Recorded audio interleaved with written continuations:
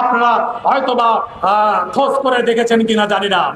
আপনারা জানেন ফুটপাত পরিষ্কার করতে পারেন না, কারণ আপনারা আমাদের এই খুচরা ডিলার, আমরা বিসিআইসি ডিলার, তারা জামানত দিয়ে তারা সার বিক্রি করে আসছে।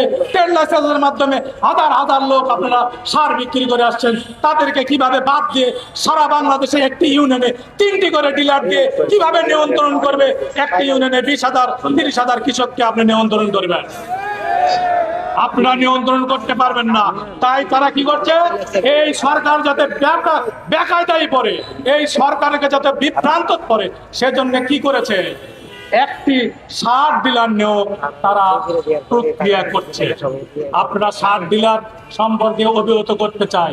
আপনারা জানেন একটি পরিবারে যদি একটি সন্তান থাকে, তাহলে এই সন্তান যদি রাগ করে, তাহলে তার রাগ ভাঙ্গান যতক্ষণ পর্যন্ত বাবা মার রাগ না ভাঙ্গায় ততক্ষণ কি করে ওই সন্তান রাগ করেই থাকে।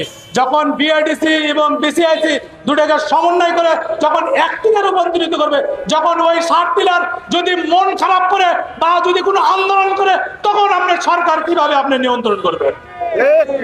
আপনি, আমি হয়তো বোঝাতে পারছি কিনা জানি না।